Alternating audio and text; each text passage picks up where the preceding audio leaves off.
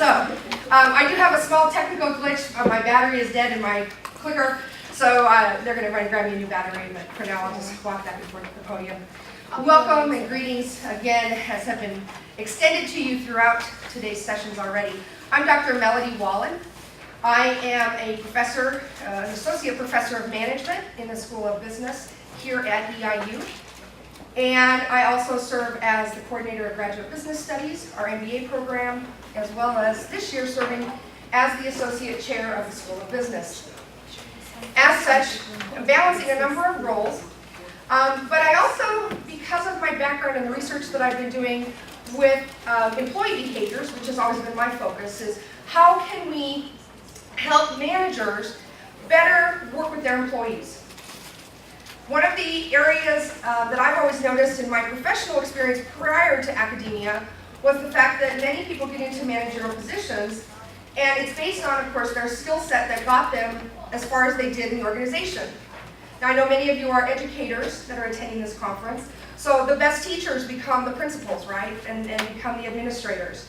And perhaps they were outstanding in their classroom, but boy, moving on into those managerial roles, we don't always give individuals the tools they need to do this different type of job.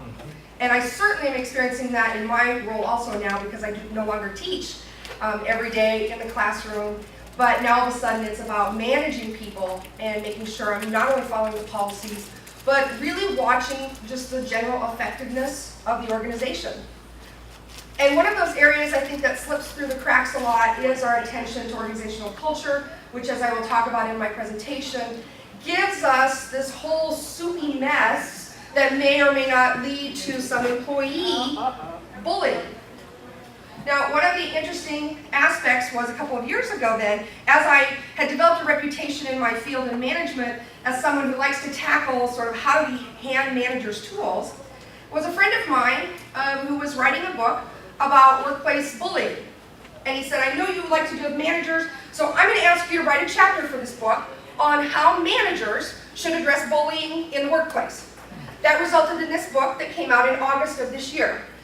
And as our little sales pitch, this is the hard copy version. I just saw the soft copy version out there at the table for sale. I will be signing copies, autographing, the joy. I'm chapter 17. I'm in the back here for managers. But there are copies available. We're pretty excited that a book like this now has been published. And it's by some great scholars who address a lot of the issues. But again, this is workplace oriented. And I recognize that some of you come from more of a student perspective, or what can we do in the education system. But if you are someone who is in managerial, supervisory positions, I encourage you to at least take a look at this, or have a copy of this book put into your library. Go check it out from the library, get access to it, because I think it's real valuable. Although I admit, incredibly pricey. I didn't control that. My friend did. So in any case, I'm here today to talk a little bit more about some of my findings and the research I've been doing with workplace bullying, and integrating that with other theories of management and approaches to management that I have taught over the past 17 years of teaching at a university environment, teaching at the graduate level primarily. It's getting hard without a clicker, so I'm just going to push ahead here. Okay, I can at least get past that part. So, workplace bullying may have a little bit of a different definition than what you have heard from other sessions or what you think about for the education system.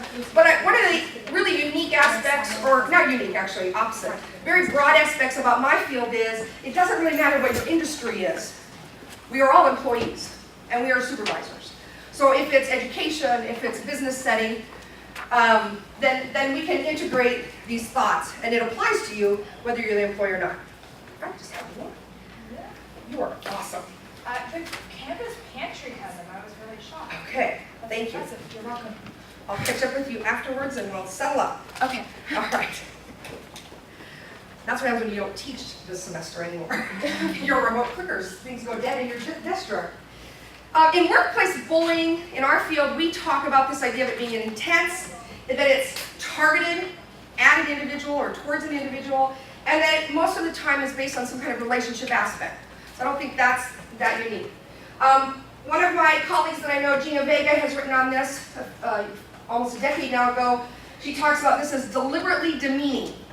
that is a pattern in the work environment. And we do look, as is typical of employee behaviors, we look for a pattern of behavior. We don't look for an isolated incident, but we do want to see a trend, whether that's sexual harassment or any other type of behaviors that are related to that. And this kind of bullying certainly is related.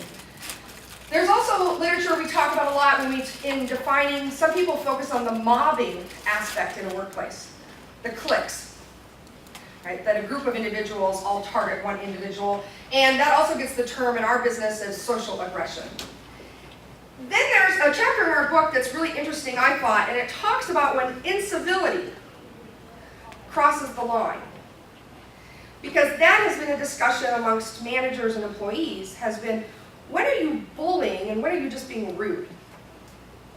And the argument is, well, being rude, and some other definitions there, being inconsiderate, disrespectful, just evidence, gosh, you lost your head and you shouldn't have yelled out or called that person a name.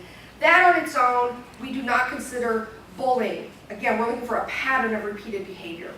So she called me a name, not going to probably qualify from an employment perspective. Say, oh, that's just in the heat of the moment.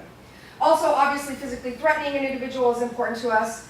And then another chapter in the book talks about there's 3 conditions. This intent to harm, which is deliberately demeaning, that the behavior is repeated. That's pretty consistent with a lot of our articles. And then this perceived power imbalance. One of the interesting aspects of this is I wrote this, of course, for managers to be able to help their employees who may be exhibiting bullying behavior to other employees. But the first feedback I got when this started to go public was, what if the bully is the manager? And my argument back to that was, well, is it any different than that every manager has a manager, so you just go up the chain. So it applies to multiple levels, hierarchical levels of an organization. So in the education system, if it's the principal that may be exhibiting the bullying behaviors, well then, there's a superintendent and there's a board of trustees or your school boards and so forth. So I think most of us see other levels beyond that. And because that was a real common theme that came back in May, I wrote an abridged version of this book chapter and it ran in the local newspaper here around graduation weekend. And a number of employees from the local area emailed me and said, this is an issue in my office, and it's not employee to employee, it's managers on employees. And so I know that is a concern. Okay, that's good.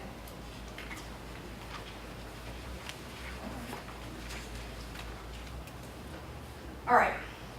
So one of the interesting aspects about employee behavior that may or may not be as relevant to you guys, but to think about, maybe, I'm assuming most of you have family and friends outside of the educational environment, so this may also prove to be advice for them. We do have this interesting aspect where we're selecting and recruiting employees and applicants in the typical business settings, that we look for individuals who have maybe stronger personalities for many jobs. We look for people who show some assertiveness. And then the question becomes, when does that assertiveness become aggressiveness?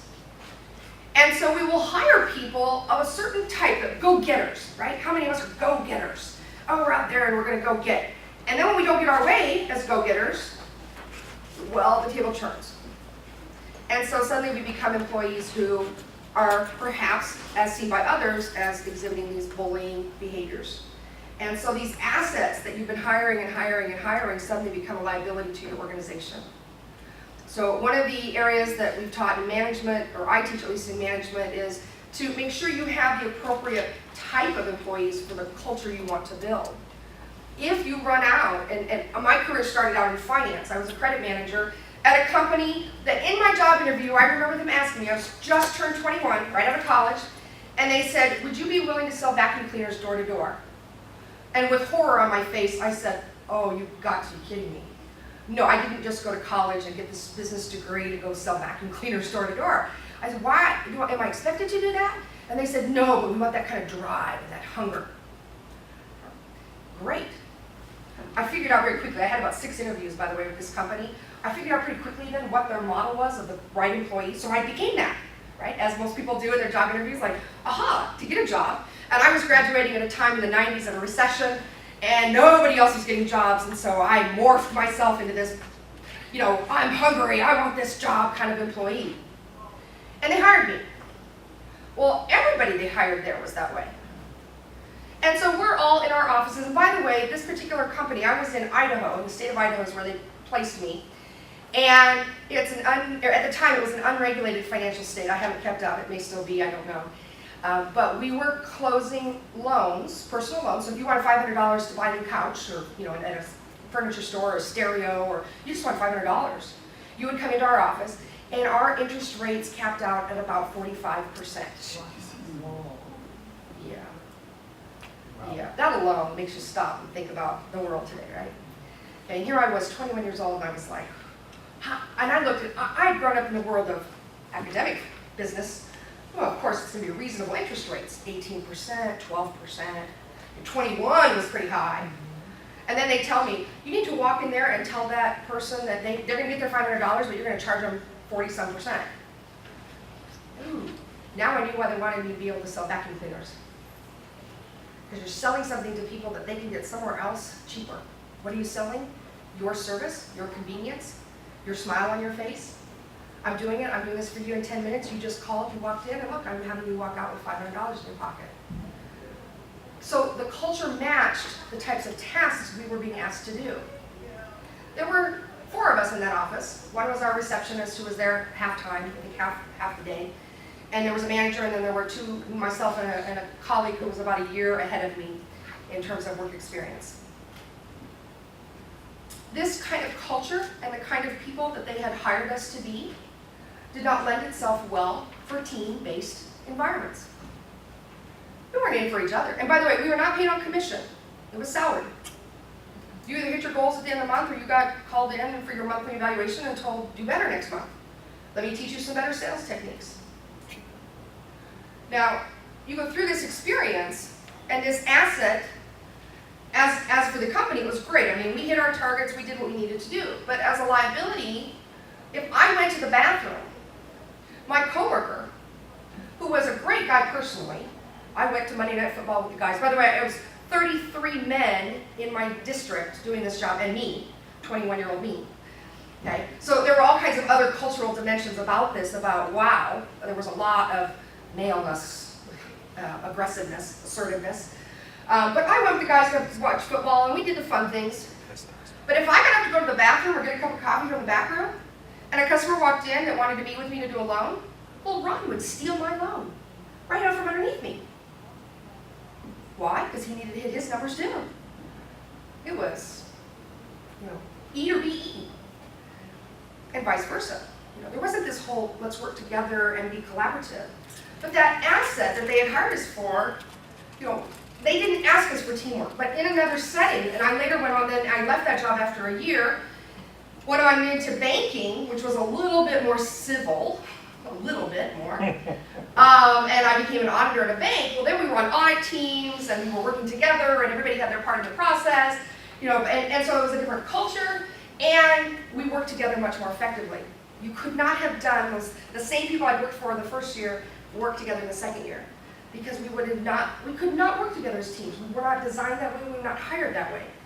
So that's an important aspect, I think, for all managers and those of you who are looking at organizations and you're in the employment world, of saying, is this the kind of organization that matches who I really am? I was miserable in that first job because they wanted this aggressive vacuum cleaner sales personality, and I wasn't it. I was, hey, let's all hold hands, let's go have drinks after work, be a nice person. So, and not that they were nice, I shouldn't say that. But it was business. Business was business. So that's part of where we need to look at, where does workplace bullying occur? It will occur much more often in those organizations that have individuals that they seek out those more aggressive, assertive personality. It's important to me, and that is different fundamentally than how a lot of people handle bullying on the whole. I do not like to use the term the bully. That implies a personality, and then it's the person. And in managerial terms, it's really critical for managers to feel like they can do something about this. If you say to that manager, that supervisor, that superintendent, that principal, well, it's just that person, it's their personality. They go, well, there's nothing I can do but fire them then. How do I get rid of them? But there's a huge gap in hiring practices and discipline and socializing people to your work environment between that point of firing and hiring. or hiring and firing. And that's the space that we need to worry about. So in that space, I use the term that this is a behavior. Bullying is a verb. And that also then tells the manager, hey, you know what, this is a behavior that's not unlike a lot of other behaviors that we see in the workplace. Like being late is a behavior. Someone's tardy all the time, someone is absent all the time. We know it's a behavior and we can address that. There's consequences for that. It may be disciplinary, it may lead up to termination, maybe suspension, we've got our progressive discipline in there. So place workplace bullying in that same category. This is an undesirable business or organizational behavior that we can address, similar to these other performance or non-performance issues. But the pivotal actor, and my perspective is different than a lot of other individuals who study this from the victimized employees or the victimized individuals and the bullies that other people classify this. To me, the most important actor in this whole process is the intervention person, the manager. They set up the culture, they watch it, they act in response to what they're hearing from the employees and the feedback they're getting, and they have the power to intervene. So with that, I developed a model of how to address managerial workplace bullying. And I believe, did everybody get a handout on your way in? So, okay. Oh my, it's on a timer. There, okay. Get through a little circle. So the first circle is the prevention aspect. And in the prevention aspect, and I'll talk more about each of these as we go along, but I want to introduce the model first that is outlined in the book chapter. And in the prevention quadrant, we're focused on our hiring practices. We're interested in things like our hiring and what are we doing in the selection process. What are some of our interview questions? What are some of the ways that we're trying to determine if this person has a tendency towards these bullying types of behaviors? We also will look at our policy development. Do we have anything in our handbook for our employees that says this is not tolerated? And here's the consequences. Because just like you have something somewhere in an employee manual that says if you're late 3 times or if you're absent more than 10 days, and we have policies for that, why don't we have something for this kind of behavior? Because it's so much more, perhaps, pervasive and quietly underlying a lot of our other activities in the organization, and yet we sit there and go, well, it's kind of undefinable. I don't know how to put it in a policy. It's not like you can count it, like I can absenteeism or performance or being tardy to work. So I'll talk a little bit about some things you can do with policy. And then the last one is the training element, and that's the one that gets the most attention. So you can pick up almost any kind of manual, manuscript, book, article on workplace bullying, and you will find information about training, the same as you guys are all here for training aspects in the educational environment as well. So that is something I will spend less time on just because there's so much more information out there already on that. The second quadrant that I want to talk about today is the organizational environment itself. This really starts with that organizational culture that I've already mentioned. It will also, I'll cover some of the communication gaps that we have in what our expectations are of one another in terms of this workplace bullying. And then the last element that I think is really interesting that I was reading about with other scholars that have researched this and done some field work on was the idea of the actual structure of the organization. And this comes in a couple of forms. One of the real interesting dimensions of structure that I find fascinating is the idea of isolating physical spaces. Do we look actually at our organizational environment, the workroom, the lunchroom? Do we look at the cubicles, the bathrooms? Are there places where if an employee has this more aggressive, hostile behavior, can they corner an employee physically?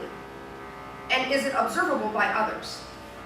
If there's a tendency, and they have shown this, and they've collected data on this, that organizations that have higher incidences of bullying behavior actually do have more of these little hidden corners or areas where people can be isolated one-on-one. And so in the business world, one of the big movements in more recent years, unrelated to this, but certainly helpful to this problem, has been to remove the cubicle walls. You just have an open environment and have smaller cubicles instead of to the ceiling and little rooms and offices where you can isolate people. But you see more and more open environments, open workspaces that are more conducive sometimes to avoiding these types of situations. The third factor that I would look at is the manager themselves. Again, this, when I originally wrote this chapter, I knew it was critical. And I talk about it in the book chapter, and I say, this is important because this is the pivotal actor. I really didn't realize how critical it was that, I guess I saw it in play when people started giving me feedback that said, hey, it's the manager that's the problem. Managers are the problem. Even if they're not the ones that are doing the bullying behavior, many of them are doing nothing. And that's the problem. And some other researchers in our field a couple of years ago wrote in one of their articles, they said doing nothing is an action in and of itself when it comes to workplace bullying. Doing nothing is not a neutral act. You are saying, I know it's there, but it's not important enough for me to address.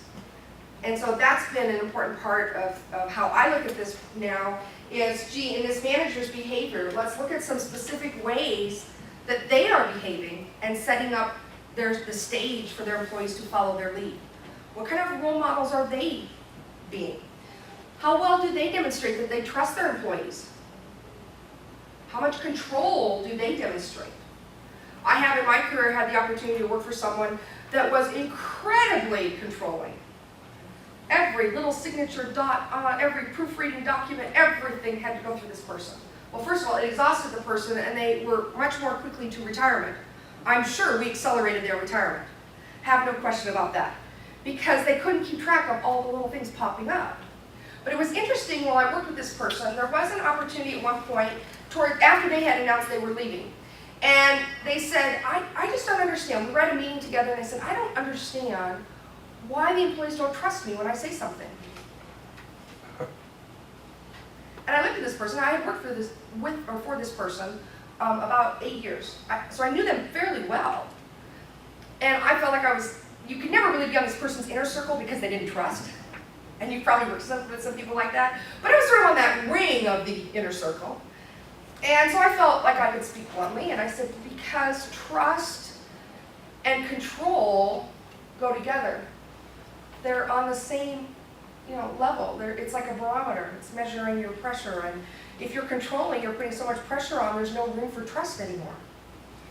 If you remove some of that control, then people go, oh, but you trust me to do this. I can take some control then back. And they don't feel that kind of pressure that may lead to some of these other behaviors of aggressiveness and assertiveness and, gosh, I have to have my way because if I don't get my way on this, that's the way that this place is run. So looking at that and encouraging managers to say, how much is my inability to trust my employees to get things done? And I will tell you, with this particular manager, very, very nice personality, great person, but in a managerial role, complete control freak, horrible to work with. In fact, when I took the job working directly for them, I said, my biggest fear at this point is I'm going to hate you after a couple of months. And I did. Okay? That was my biggest fear. I said, as a friend, as a person, I adore you. I think you're a great, great, nice, wonderful person. But man, you don't trust. And they said, well, I have to control for something might happen that reflects poorly on me. Yeah, if you're managing 60 employees, something might reflect badly on you. One of the 60 employees is going to do something at some point that you're not going to like. Deal with it. Take corrective action. The answer is not to fix the other 59, it's to address the one when it pops up and develop trust with them. The second element was justice. Are you treating your employees fairly? And is it procedural justice? Are you explaining yourself so that they understand where you're coming from? Not just and I'm going to use this loosely, I'm the parent, that's why. Anybody ever heard that in their lifetime? I'm the dad, that's why. I say so. Okay, a lot of managers, and particularly unskilled managers who haven't had a lot of training in how to be a manager and a supervisor, fall back on that because they don't have an answer. Why do I need to follow this policy? Because I said so. Instead of because there are legal consequences if we don't follow this policy, because this needs to be implemented to address this other issue that we have in the organization. So a lot of times that procedural justice is lacking because of a lack of managerial skills, which is another element of the model. And then we have our fourth section, which is the intervention part. And in the intervention part, it's developing that manager's judgment. It's telling that manager, you need to practice and think ahead. What is it that you are afraid of? Because it will happen. One of the things I teach MBA students in the graduate management class that I've taught, we deal with actual case scenarios, and they're silly, they're little, they're not the big issues. It's not about what should be our next product, what should be our next major division. It's, what are you going to do when an employee walks in and says, I've been having an affair with my colleague? That's the kind of stuff that stumps managers. Like, what book do I go read that in? There's no book.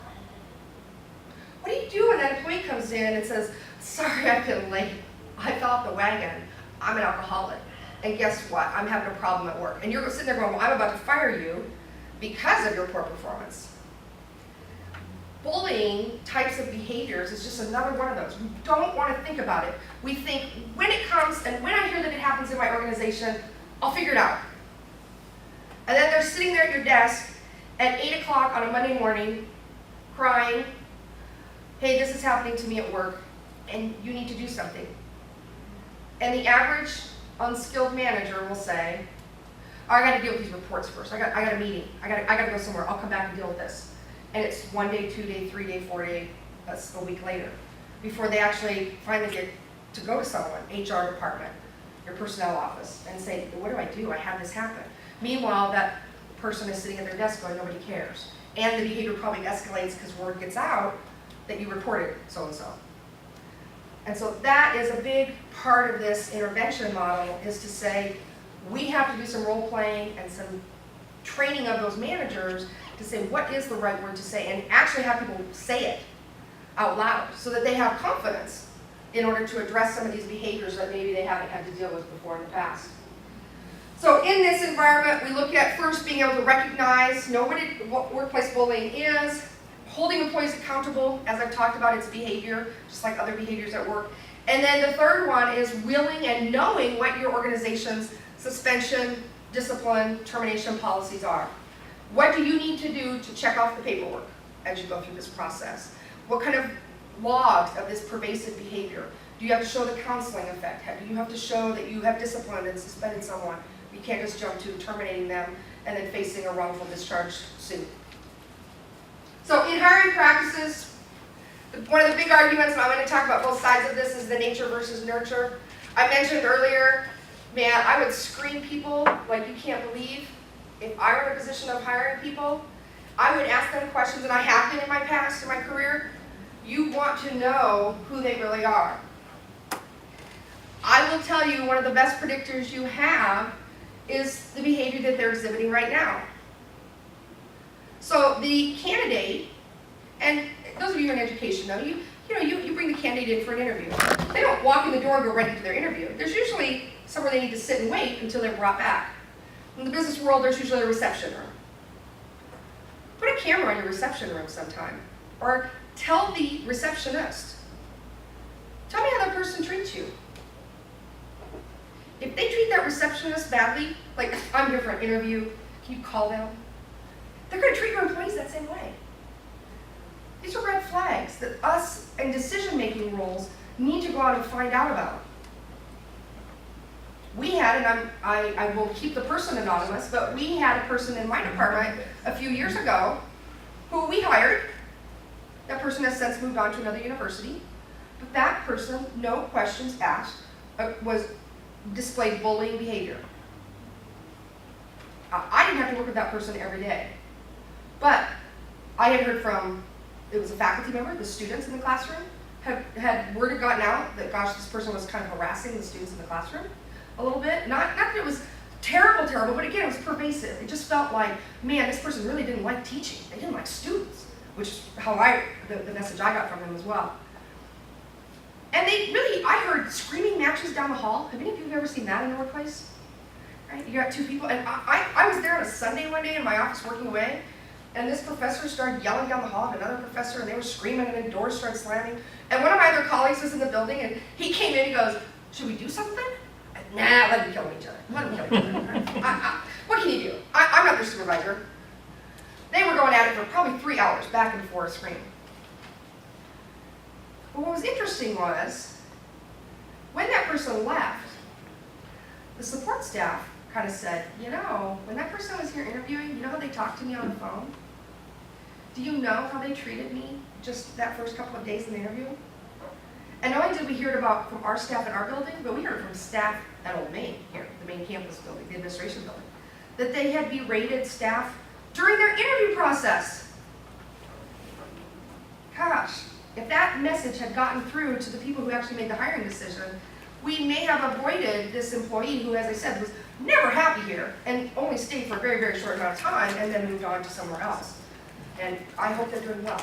I sincerely do. But this was not the kind of culture that we wanted to build here. I have seen it with students. Some of you teach probably at levels where you can see it in your students. And going back to the idea that it's behavioral. I dealt with it earlier this year with a graduate student who's not even here yet, who sent an email to a staff member on campus and CC'd me, which was dumb, first of all, but they did, thank you. And it was berating a staff member in one of our offices, our support staff offices, because she made a typo. And he wrote in the email, "You are stupid and you should fix this. How could you make such a stupid, stupid mistake?" Not acceptable. Within 30 seconds of receiving that email, I responded back to that student and said, "Unacceptable at this university. If you feel like that's a problem, maybe you shouldn't go to school here." Of course, the student quickly emailed me back, "No, ma'am, I am so sorry. I didn't realize it came across that way. Do not do it again. Do you understand?" And that student will be starting here in January. Okay. But I had to jump in and do something right then and there because I knew if I didn't, that student would continue that behavior once they got here. And they would treat other coworkers like that, and they would treat other staff like that. And that was not acceptable to me. By the way, the staff member wrote me a couple days later, not knowing that I had jumped in, and said, "I am so sorry I made the mistake. Oh my gosh, Dr. Wollan, I'm so sorry." And I wrote back to that staff member and I said, "Oh, I dealt with it." And I forwarded then what I had sent. And the staff member said, "Thank you. Thank you for having my back. I had the impression that you were going to allow that, and that that's how you felt." No. So again, part of that cultural message that you're sending out about just stepping right in and saying, and I didn't do it beyond and say, "Hey, don't do that." I said, "Hey, this is unacceptable. I'm really happy that you want to come to school here. I'm really happy you're going to be one of my students, but that type of talk is not acceptable here at this university." So looking out for those cues and looking out for those red flags is really important. Moving forward then. Oh, I said that already. So observing an applicant during those interviews. Critical. Find out what other messages they're sending to the staff. Low empathy. We can take measurements, or you can get a feeling from employees as you're interviewing them and asking them questions. Tell me about a time that you didn't like somebody you worked with, and how did you respond to that? Or you had a conflict. That's the HR way of saying it. Tell me about a time when you had a conflict with a coworker. "Oh, this person was horrible. Oh." Tell me about what you liked or didn't like about your last supervisor. In an education term, tell me about your last principal. What are some things you liked about that person? What are some things you didn't like as well? If they start with, "Well, first let me tell you all the things I didn't like." I always tell my managerial students, remember in their next interview, your name is going to be substituted. It's going to be about you and all the things they don't like about you. If somebody can't say nice things, right? We were taught this as children. Don't say it. You're in an interview setting. This is your best behavior. One of the things I have a video I show in my classes a lot with managers. A manager's talking about interviews. And she says, remember, that interview is the best you are ever going to see that person. This is their best outfit in their closet. This is the best they behave. And this is the best they talk. And is that acceptable to you? Because if you think you're going to go up from there, it's a lot harder to go up. The likelihood is they're going to have a lot more downslide from there. So look for those cues. And low empathy workers, those who don't see that people deserve respect, and you'll hear that in their commentary as they talk about past work experiences, they're not going to get better, and they're more likely to be those bullying employees down the road. They will exhibit bullying behavior because they think that it's okay to harm others. They haven't gotten that message that, hey, it could be you one day on the other side of it. Antisocial behaviors. Criticizing others, saying or taking actions. Have you ever hurt another person at work? How did you respond to that? Have you ever been hurt at work? How did you respond to that? Resiliency. You know, resiliency is important also in employee behavior. And then also in the referencing. Have any of you, by raising hands, has anybody ever done reference checks? Okay, couple? How do you know you have a bad, or a tough reference call, let's say, not a bad, I don't like to use good and bad. How do you know when you run into a red flag in a reference call? When she said that she has a degree and don't. Okay, Most of the time, when the person say, they come in and say, I have a degree, you start checking records, they don't have one. they don't They have say it. it's in California. Oh my God, California's the last place. So, you know, degrees is a big one. Okay, so you know you have an issue with an employee that, man, one of the things, if they're lying to you and you can find it out in reference checking, all the better to screen them out as quickly as possible. Yes. Because if they're lying about that, there's probably more lies or down the road. That's just a fact. Other cues when you call that person on their reference list and you know this is going south. Chuck, you've got to have some. I do. Well, first of all, you check into what the reference does not say. Exactly. They will skirt the issue. They will. I've had to give references because of an issue, and I had told the EEOC that I wouldn't give this person a good reference. They said, well, can you at least say that the person worked there and this is what they did? I said, I can say that. Yep. And But- that's what they'll say. But that's all I said. You know, I told this person was a blank person here, worked from this time to this time. These were his duties.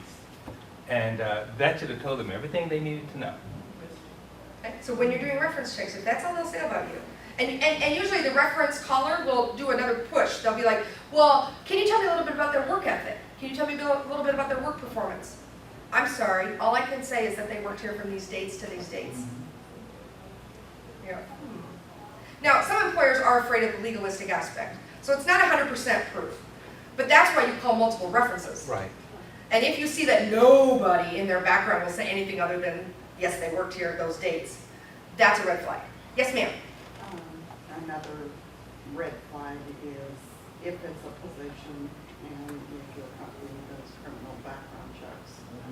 If your references are, I usually try to do at least 2, and if there was discrepancy, do a third Do or a how third. many ever. But your criminal background checks, I mean, if they say no conviction, then you can run a criminal background check and they got a criminal record a mile long. So there are factual pieces of information you can follow up on, but you also, as Chuck said, because I knew you would get there for me, I count on you. The issue would be, what are they not saying? What are you not hearing from them? I had one not too long ago from a student that was the bottom student in one of my classes. There were 40 students in the class, this student was number 40. And I got called for a reference. First thing was the student told me they had listed me as a reference, strike one. But, you know, the employer calls me, and I get these calls almost every week from different, you know, I tend to be kind of a popular professor for reference calls, given the audience that I have. And so the employer says, I'm calling on behalf of so-and-so, and they list you as a reference. I said, really? That surprises me. She didn't hesitate. Yes, ma'am. So we would like to know a little bit about da-da-da-da. So I said, well, what specifically? I didn't want to give anything away. What specifically are you asking me about? Well, we'd like to know about this person's knowledge of this subject area. Well, that student was below average in that subject area. Uh-huh. Do you think that person could work independently? I said, my opinion is that person's going to need a lot of training and support and supervision. Okay. Student called me the next day, I got the job. Yeah. I said, and because at the end of that reference call, the person doing the reference had said, you know what, we can deal with that. Okay. After I laid everything out, they said, okay, I just wanted to clarify, but we think we can deal with that. Okay. They knew what they were getting.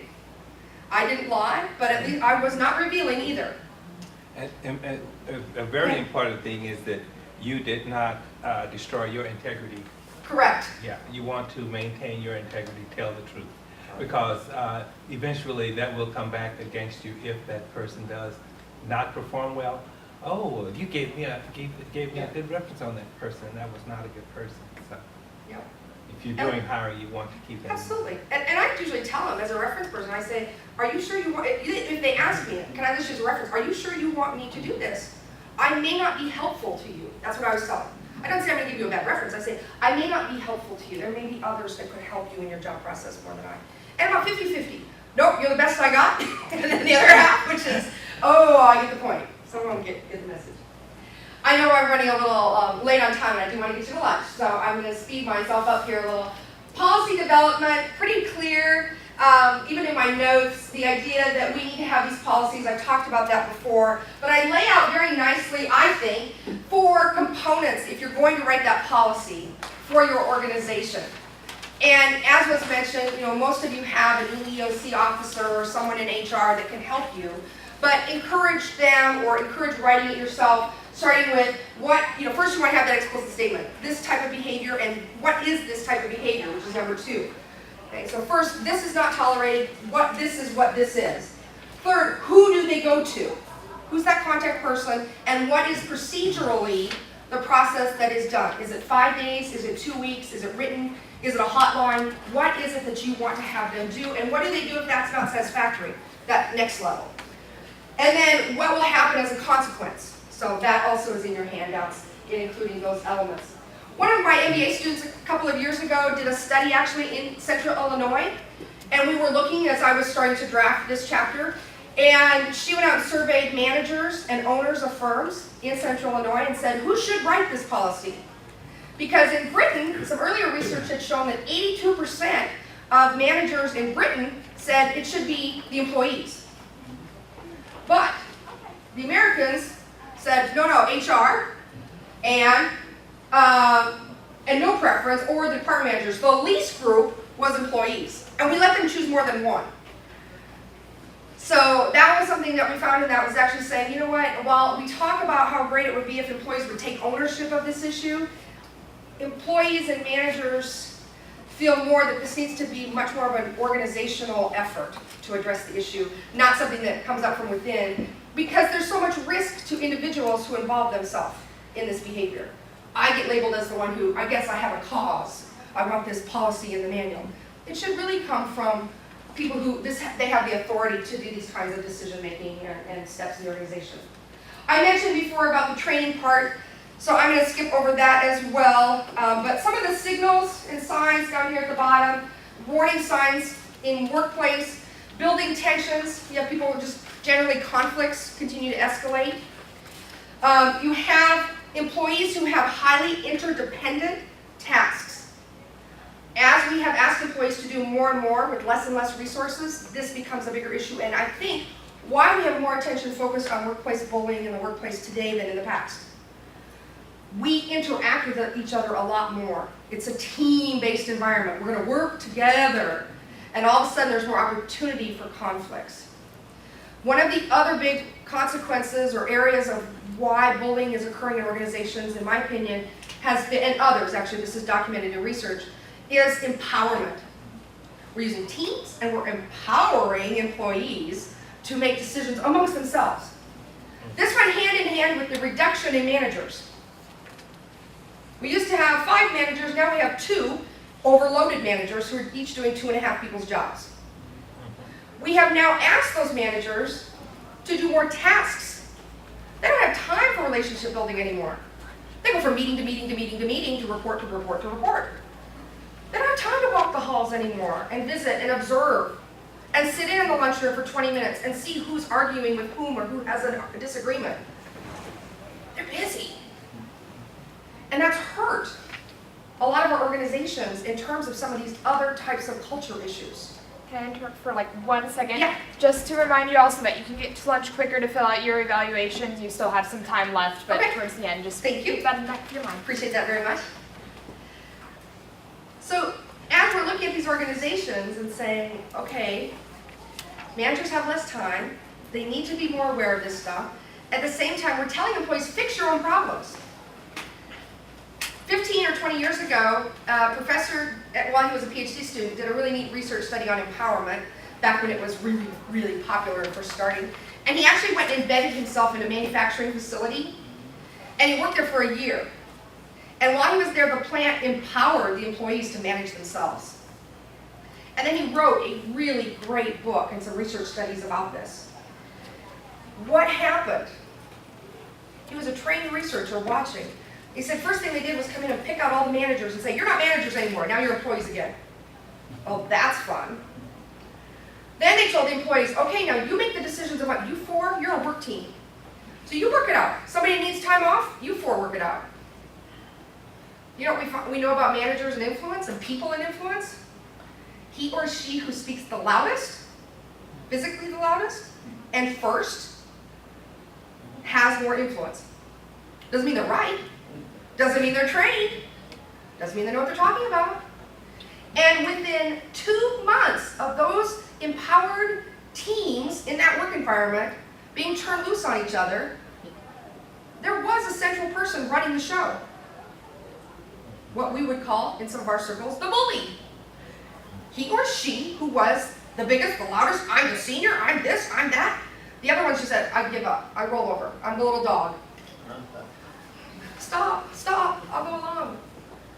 And employees by 6 months were begging to have managers put back in place. And at the end of the year, they completely went back to what they've been doing. They tried empowerment, but you have to empower people with responsibility and consequences and the bigger organizational picture. We don't always do that really well in the business world. I suspect having 2 sisters that are teachers and a mom who worked in the school district for many years, it's not any better. We empower people and say, do this, but we don't give them the authority, or we can't control our coworkers. What am I supposed to say? I'm not their boss. Which then leads to some of these other behaviors. I talked about culture a lot already. The communication between employees is also critical. I think the apology deserves a quick special mention. There has been research done on whether or not, if bullying occurs in the workplace, if people will accept an apology, because the big concern from an HR perspective is, will this lead to some bigger form of harassment or EEOC claim? Are we looking at legal action that ultimately may arise from all of this? And what the research has shown has been men are more willing than women to accept an apology, and that whites are more willing than blacks to accept an apology. So that's kind of just a general rule of thumb that's been put out there. It's one study, it's not a lot, because not a lot of work has been done in this area, but that is one of the recommendations is, if this occurs, try to get some kind of sit-down, one-on-one, see if an apology is even worthwhile attempting, because it has been shown that if the apology is accepted, legal action does not take place. And so it's worth taking that intervention step to save you from down the line. Yes, sir? Well, do you think that perhaps those differences are related to power imbalance? Absolutely, it's related to a power imbalance. Absolutely. And again, if you look at, is the power imbalance that a manager on another manager, what's my choice? I'm going to go ahead and accept that apology, because otherwise my career at this organization is over. So we see some of that as well. I mentioned the structural arrangements. And so I've already dealt with a number of that. You have another chart in your slide, though, that addresses some of these other structural arrangements and how to become bully resistant. So I tried to give you some guidelines on that from the literature. The manager already talked about trust and justice earlier today, so I threw that in there again. And I already talked about the skills. A lot of this that's happening at the managerial level is simply, or the lack of their intervention has been because managers don't know. They haven't been trained on how to respond to this kind of issue. And just like we train them now for sexual harassment and some of these other behaviors, we can handle it there as well. Developing that action plan, what will you do? What are the steps? That it becomes a page in your organizational procedures. Not, oh my gosh, I'm going to spend 3 days running around the hall going, this happened, what do I do? The sky is falling, which is what I see typically happens. So you plan for it. I already mentioned the quote there about doing nothing is not a neutral act at all. And making people accountable for their behavior, just as we have. Thinking about this in terms of discipline and termination as well. And I think I have one more last slide and we'll get out of here. My summary. I I think this is organizationally, and when I use the term organization, I really mean that because it's not just a company issue or for profit or not for profit. If you are an organization of individuals, if you're a volunteer organization, right, there's no control in some of those. We have individuals who step up. And what I have seen and I have practiced in my work experience has been to just call people out very nicely, one-on-one. Don't shame them, don't humiliate them in front of a bunch of people, but recognize the need for action. Recognize this can be something that people just don't even realize they're doing, and that you say, this is unacceptable. Oh, I'm sorry, did I get carried away? And I will confess, I know I have done a bullying behavior. When I yelled one time at one of my colleagues. But the next day I went back to him and I said, I was wrong. I'm sorry. He said, I accept. I did my apology and he said, I will accept. He said, not only that, but I know where you're coming from because we're both passionate about the subject area. And he's now my boss. So we work together very well. We both have been promoted up and now we're in that relationship. And we pointed to that and said, hey, we've had conflict, but we know how to resolve it. So that, I think, is the important message in your organizations. I wish all of you well as you look at addressing this, but think about this also as an employee as well as a student focus. So thank you for your time.